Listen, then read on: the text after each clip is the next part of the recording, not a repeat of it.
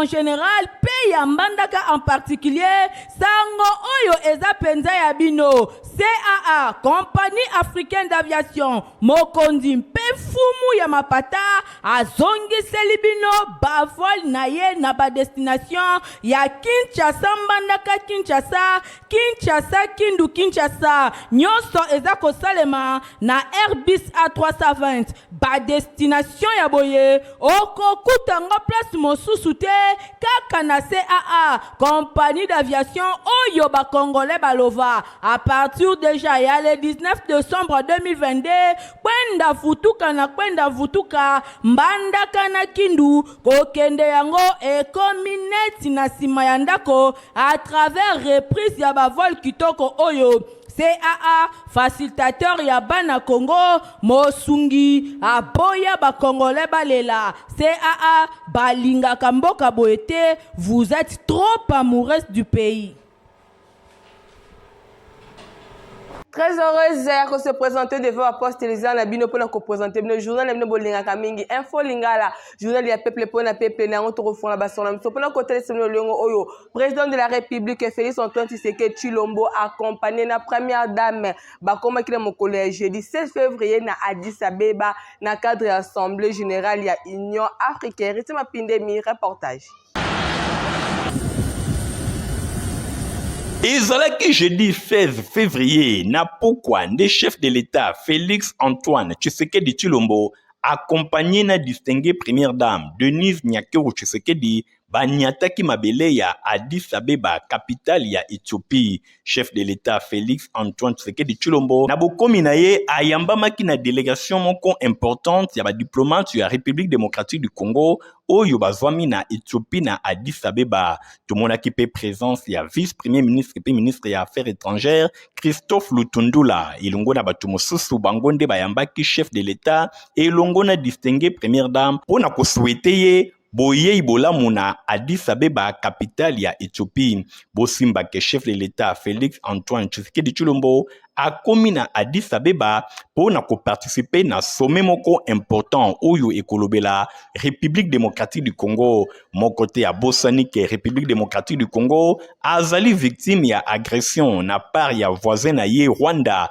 oyo azali kosonga ba terroriste ya M23 pour na kobundisa République démocratique du Congo na tina wana sommet oyo bakolobela situation sécuritaire na est ya République démocratique du Congo pe bakoluka ndenge nini kozaba résolution ya ndenge na ndenge pamba te misala esalemaki na Nairobi pe na Luanda epai wapi ba résolution ezwamaki pona kosenga ba rebelle ya M23 bayeba na kose retirer kasi bango bazali koumela bazali koboya kose retirer nde communauté internationale pe bato nyonso ba comprendre que ezali Rwanda nde azana sima ya ba terroriste ya M23 na tina wana sommet oyo sur la République démocratique du Congo et kozala bongo précédé na Assemblée générale ya Union africaine nyonso wana ekoleka toujours na Addis Abeba, capitale ya Éthiopie et pa wapi chef de l'État Félix Antoine Tshisekedi Tshilombo ako participer na milulu oyo nyonso.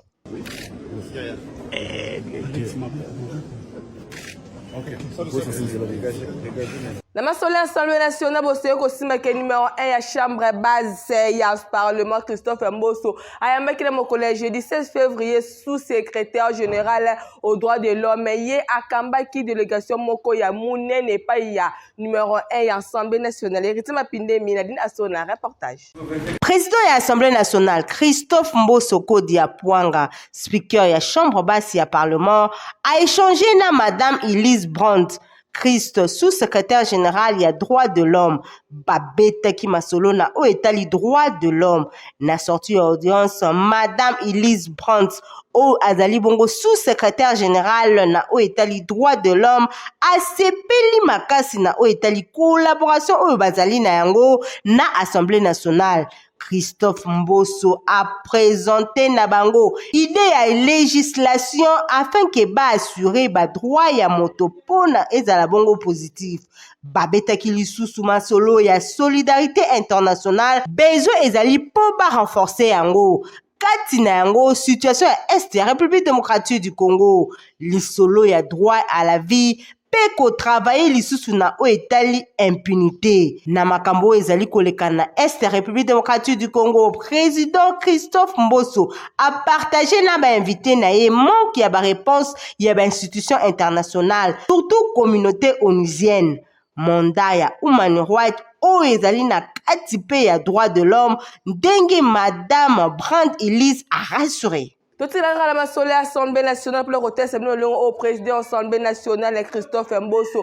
Ayamba qui n'a cabinet na ya Mosala jeudi 7 février délégation ya G5 Ituri structure oyo ezali ko sangisa 5 communautés oyo bazali victime ya makambo ya mabe na province ya Ituri. Nathalie Kaila reportage. Assemblée nationale ba G5 ya Ituri bazali ko poser diagnostic sans complaisance na situation sécuritaire ya province oyo ezali bongo na état de siège. Après Kosolola, na sous-secrétaire général, il y a droit de l'homme, Madame Elise Brandt, na président de l'Assemblée nationale, bakote ki lisusu masolo na G5. Structure Oyo est regroupé 5 communautés victimes d'atrocités kuna na province ya Ituri. Bango bazala qui conduite et pas ya Christian Uteki Udongo, porte-parole ya G5 ya Ituri. Baya qui co-présenté speaker ya chambre basse ya parlement, situation sécuritaire générale ya province ya Ituri. Wape pa ba massacre à grande échelle et zalemaka depuis 2017. Essentiel les membres de la communauté oyo bakufa ki ebele au sein ya groupe armé ya Kadeko FPI. Honorable Christophe Mboso Kodia a reconforté bango na kombo ya Assemblée nationale. Balingi ke pe ezonga pona bango ba animateur bazali kosala devoir na bango malamu te na o etali sécurisation. Réaction ya honorable président Christophe Mboso à promettre na bango ke a transmettre ba attente na bango ya ba iturien et pas ya chef de l'État Félix Antoine Tshisekedi Tshilombo pour yende décideur suprême. Bosimba ke G5 ezali regroupé na communauté Alour, Ena, Mambisi, Ndoke, Nyalikoli. Eza groupe de pression au bassier en place pour na ko valoir cri à détresse na bango pe ko senga et pas ba autorité appui pour na o etali sécurisation. Namasolo mususu bosé ko simba ki président de la commission électorale nationale indépendante Selena Mokuse a procédé à qui jeudi 17 février 2023 et l'équipe na lancement officiel ya identification pe enrôlement ya ba électeurs troisième ère opérationnelle à partir ya Kisangani na province ya Chopo. Stéphane Skande ya Telikaila reportage.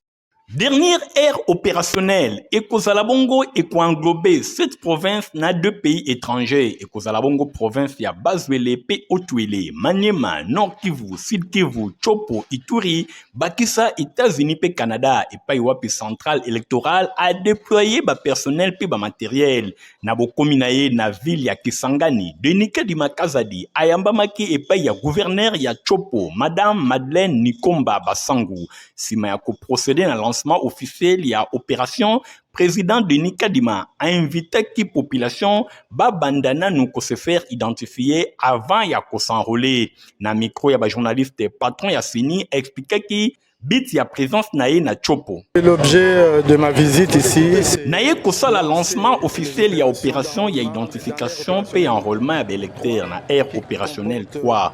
Opération Oyo ezali ko constituer clôture topesuka ya processus ezali composé na 7 provinces pe 2 pays tozali na elika ke nyonso ekoleka malamu pe ba agent na biso bazali bien outillés. Oui, na invité population ba kende na ba centre d'inscription ya pembeni ya bandaku na bango po na ko se faire enrôler ba se soumettre un exercice oyo bazwa ba carte d'électeur oyo ekopesa bango nzela ya kozwa ba carte nationale ya identité et vous permet de voter quand Namasolo éducation bosé ko simba ke ministre enseignement primaire secondaire pe technique professeur Tony Mwabakazadi azali ko participer na conférence moko ya au niveau na Genève sur ba financement ya programme ya éducation Kamanwote Stéphane Skandela dina sona ba pesi bino ba précision. awa toza na Genève, capitale ya Suisse, kaka ndenge ba image oyo ezali kotalisa ministre ya enseignement primaire, secondaire pe technique Tony Mwaba Kazadi na délégation na ye bayaki pona ko participer to pe ko assister na cérémonie officielle d'ouverture ya conférence ya haut niveau na oyo etali programme ya financement na domaine ya éducation. Esengeli boyeba ke depuis 2016 Fonds mondial ba créaki programme moko ya financement pour appuyer ba pays oyo baza na ba zone ya ba conflit bana ya basi pe ya mibali bazali kotanga malamu te to pe ba condition na bango ezali malamu te pona kotanga kotala ndenge insécurité ezali kokomisa bango ba nomade botala tina professeur Tony Mwaba Kazadi ministre ya EPST azali compté parmi ba participants pe akoza maloba liboso ya ba conférencier oyo objectif na ye ezali koplede liboso ba partenaire oyo ya RDC et bazwa mbongo na plafond ya 46 millions de dollars américains mingi pona ko soutenir ba filles pe ba garçons ya ba province oyo ezali menacé na ba guerre lokola Ituri, Nord Kivu pe Sud Kivu. RDC depuis bambula ebele bazali ko vivre ba situation ya crise makasi. Tozali kolika ete présence ya ministre Tony Mwaba ekopesa résultat ya kitoko pona ko appuyer éducation ya ba filles pe ba garçons na ba zone ya insécurité. Bosele ko simba kia bourgmestre ya commune ya Kalamu Charlie Luboya ayambaki week-end eleki na mabele na ye distingue première dame ya RDC Denis Sankero Tshisekedi oyo ayaki pona kosala pose ya première pierre na centre hospitalier Mabanga pona kotonga bâtiment ya sika. Stephanie Skadi na dina sona badaki kuna na compte ya Info Lingala.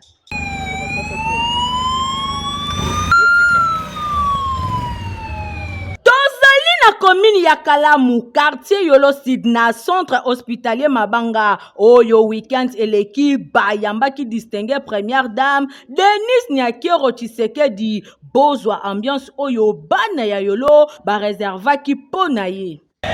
Kiba.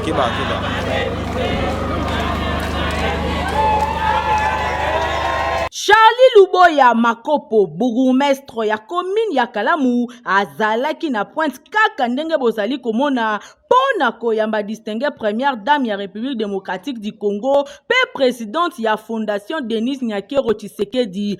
Objectif ya visite na première dame ezalaki lancement ya ba travaux oyo ezali ko consister na construction ya bâtiment ya sika pona prise en charge ya ba drépanocyteur. Charlie Luboya azalaki pene lokola témoin à la fois pe lisusu ya bana ya Kalamu na nyonso oyo ezali lié na développement ya commune na bango. Esengeli boyebake bâtiment oyo ekozala composé na rez-de-chaussée, réception pe laboratoire oyo ekozala combiné na banque du sang, ba urgence pe ba soins intensifs, salle ya accouchement, box ya consultation, pharmacie. Premier niveau ekozala constitué na plus de 100 chambres ya hospitalisation. Patron ya commune ya Kalamu Charlie Luboya atikalaki simate tango distingue première dame atelemaki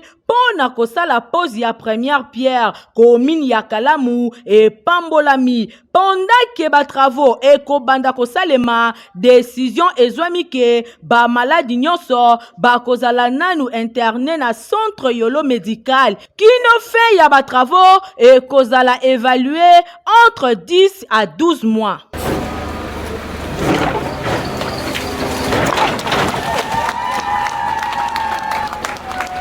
Cadre ya 30 ans société d'affiliation CAO ezali composé de 9% ya ba congolais lelo Info Lingala emeki moke ko présenter bino ba cadre pe ba directeur bazebo ko constituer compagnie africaine d'aviation CAO na mutuse.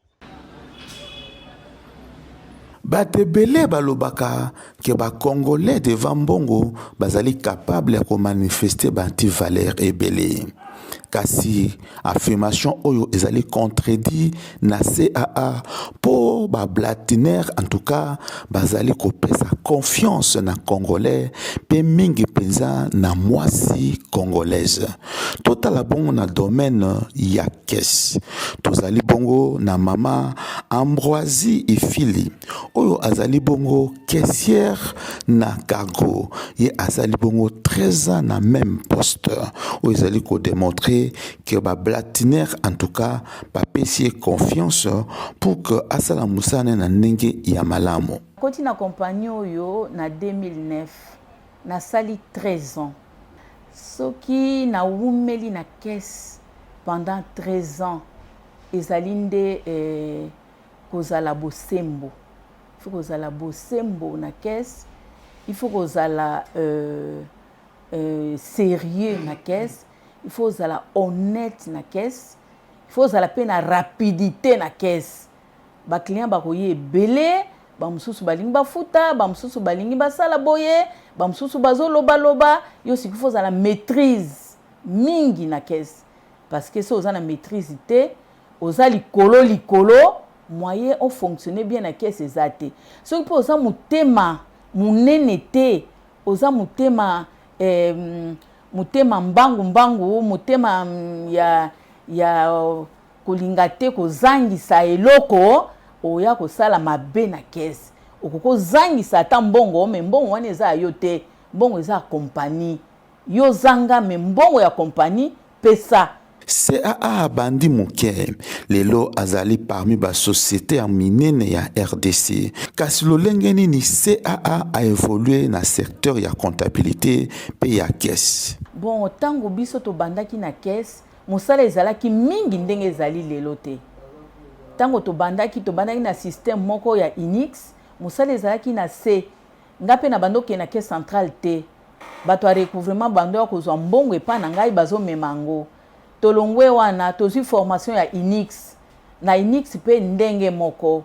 Eza bato a recouvrement bato bazo ya bazwi mbongo. Mais tango tozi susu formation mususu, professeur mususu, mutu mususu awiti Il Maurice. Aye ko lakisa biso Monsieur Laurent, aye ko lakisa biso ndenge nini na kosalela Margot, système échangé. Fret pe eye belé. Ba client pe ba ye ebele, po ba avion pe eye ebele. Alors, na tango wana musale komi ebele. Et puis na futraka ba fret arrivé na fret départ te. Na futaka pe ba LTA oyo ba salaka batindela ba client ba facture. Po ba client ba ya ko futa. Na futaka ngo pe. Donc, na CAA, mwasi azali ko kipe ba poste stratégique pour azali ko mériter yango. Vraiment na CAA, mwasi azali mise na ba condition ya malamu pour apesa ba résultat ya malamu. La solaire religion mo seko simba kele tenel fait pour nous de grandes choses ezali thème o ezali ko sala ba exploit na église Nouvelle Jérusalem. Na dina sona reportage. L'Éternel a fait pour nous de grandes choses. Botou Nanganini et Zabongo grande célébration annuelle 2023. Kuna na église Nouvelle Jérusalem de Belgique, cité de Goshen Yagombe. Nabokambe Miaye Moko, révérende Clémentine Moulanga Chibangu. Du mardi 21 au vendredi 24 février, Mopanye na Milulu Oyo et Kobanda Kosalema de 9h à 12h, école de serviteurs, P de 17h à 19h, plénière pour Nabana Nanzambe Nyoso. Et bongo, dimanche 26 février, Ndemukolo ya grande célébration. Et Payuapi, révérende Clémentine Moulanga Alobi, l'Éternel a fait pour nous de grandes choses. La bataille, Toko Zalabongo, na Bishop Jean Chiteya, Oyo Azali, évêque surveillant, ya Église Nouvelle Jérusalem, ya Belgique, P deuxième oratrice, Ezali Emoko, révérende Clémentine Moulanga Chibangu. Na Oyo etali louange pe adoration, Toko Zalabongo, Maman Micheline Chabani, P groupe le fils de David, dans la tina invitation Oyo, et Pesami, Bona Bana Nanzambe Nyoso, Bosengali Koyebake, Bazana programme Kitoko ya formation academia, Bazali ko organisé, ba formation intégrale, ya corps âme pe esprit. Objectif na bango ezali kodote communauté na ba leader oyo bazali compétent pour aider ba contribuer na développement durable bozwa ba différentes filières ya formation na academia baza na science biblique, théologie pastorale, théologie de la mission, leadership, management, entrepreneuriat, sciences du numérique pe anglais. Aussi que certificat ya compétence et kopesa malasuka ya formation. Yo mutu olingi osala ba formation oyo benga bango na ba numéro oyo. Papa pasi ekoti yawe itande yosa. Soki bato ya mokili yawe basali ba pièce rechange. Kuta bango na adresse oyo na avenue Chaumba numéro 1 quartier Sosimat en face ya haute cour militaire na commune ya Gombe. Bosoye kosimba ke défi Congo ezali parti politique ya mwana mboka diange na kitutuki di martorel. Bo découvrir commentaire nango na mgongo Stéphane Skande.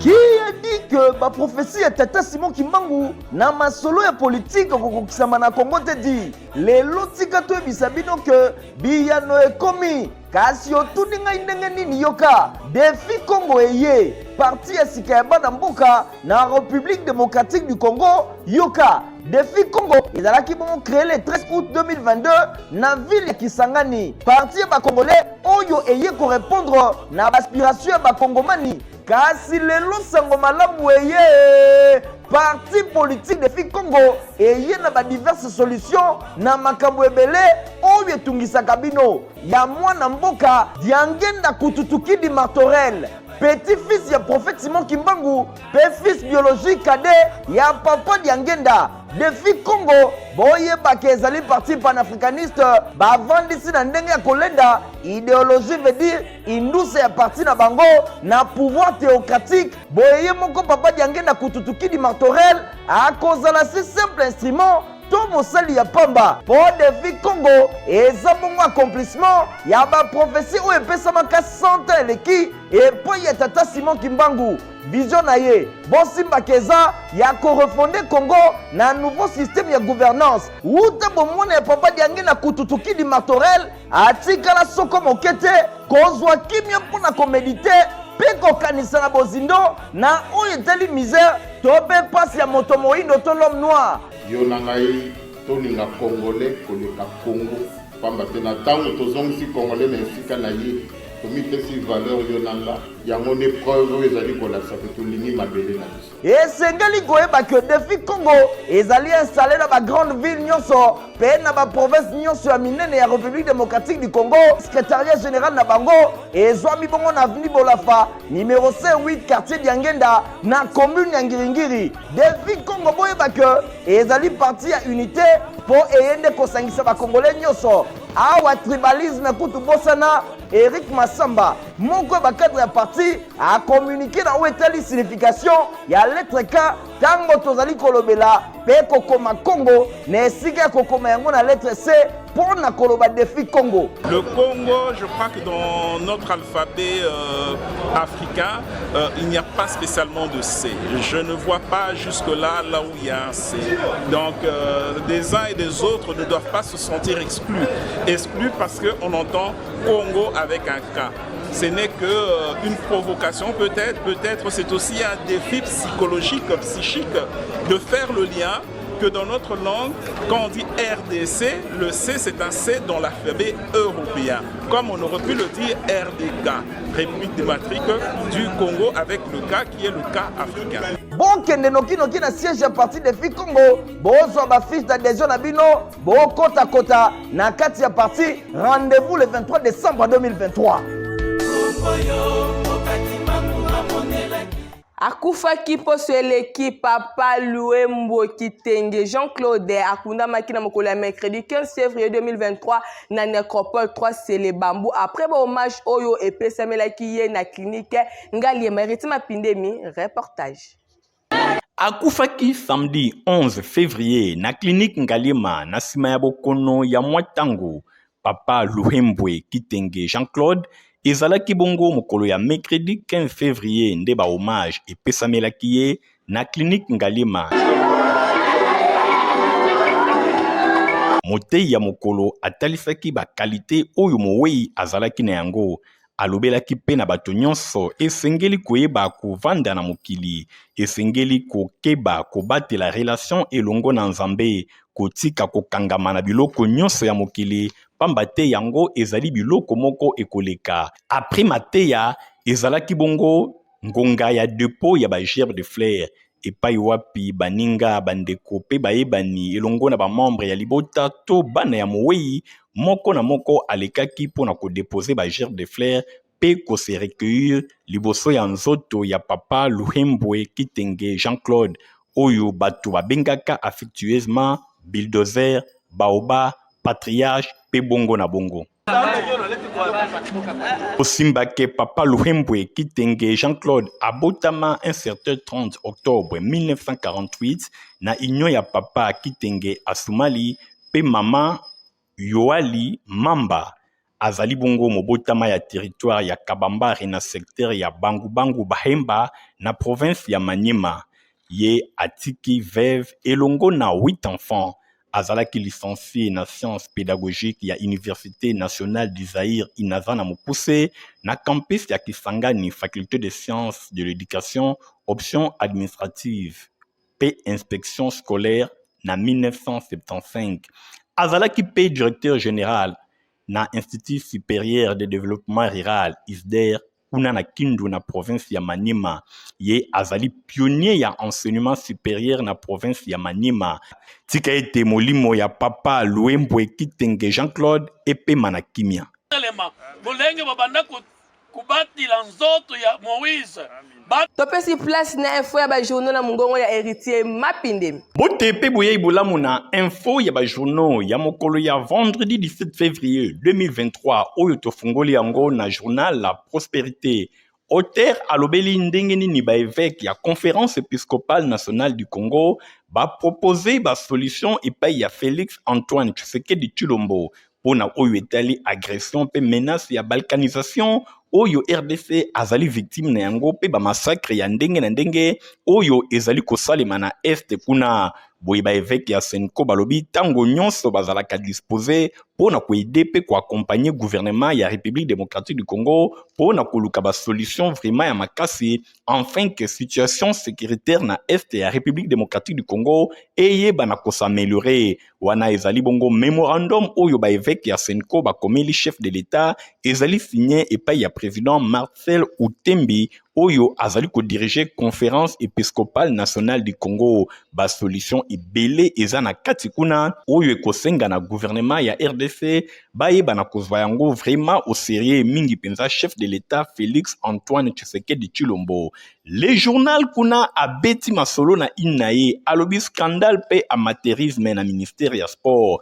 Boye champion ya boxe Martin Bakole na sima ya koza $100,000 américains epai ya ministre ya sport mwana mboka Serge Konde na mbala moko annoncé annulation ya combat na ye oyo annonsaki le 4 mars 2023 contre américain moko na tina wana confrère le journal alobi ezali scandale pe amateurisme vraiment na ministère ya sport ndenge nini en plein 21e siècle bakende kopesa moto $100,000 na maboko wana ezali kolakisa magui oyo ezali korenye bisika ebele bakese ya l'État ezali kotalisa image moko ya malamu te.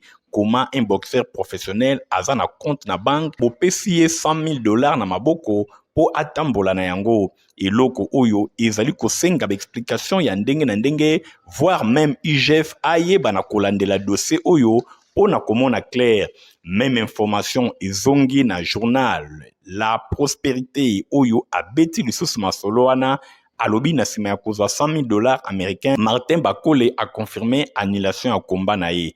Incroyable mais vrai, makambo ezali koleka na République démocratique du Congo. Ministère ya sport asali eloko moko ezalaka te na ngambo mosusu kaka na sport tikali na quotidien La Prospérité alobi championnat congolais FECOFA alingi atia ba moyen na ye pona ko sauver saison wana ezali maloba ya président Donatien Chimanga oyo azali ko diriger Fédération Congolaise ya Football Association alobi bazali ko tia ba moyen oyo bazali na yango en attendant bazela ba moyen ko uta na gouvernement pour na ko sauver saison 2022-2023 pour na compte ya championnat ya Linafoot. Réunion ezalaki mokolo ya jeudi 16 février et pa wapi ba dirigeant ya FECOFA ya Linafoot pe ya Association de dirigeants de football du Congo ADEFCO na mokuse ba betaki masolo pendant tango molai pour na koluka solution na ndenge championnat ya Linafoot et katanaki. Voilà na information ou nde to soki c'est info ya ba journaux ya poko lelo botika la malamu. Nanzela, il y a revue de presse on est au boucler journal biso bolinga kaminga folinga la journal ya peuple pona peuple ne ngoto kabana bon te sont tous votre pesa merci minga Igor Tingo azaki bon na sima ya caméra montage sima ki bon na Christia Kiangebel bose ko ba ete journal ezaki supervisé na yemoko héritier mapine misu coordination Stéphane Skade bande to kote na mikolo ezali ko ya au revoir. Eye lisusu bana Équateur mambenga en général pe ya mbandaka en particulier sango oyo eza penza ya bino CAA Compagnie Africaine d'Aviation mokonzi mpe fumu ya mapata azongiseli bino bavol na ye na ba destination ya Kinshasa mbandaka Kinshasa Kindu Kinshasa nyonso eza kosalema na Airbus A320 ba destination ya boye okokutanga place mosusu te kaka na CAA Compagnie d'Aviation oyo ba Congolais balova à partir déjà ya le 19 décembre 2022 kwenda vutuka mbandaka na Kindu kokende yango ekomi neti na sima ya ndako à travers reprise ya ba vol kitoko oyo CAA facilitateur ya bana Congo mosungi aboya ba Congolais balela CAA balinga kamboka boete vous êtes trop amoureux du pays.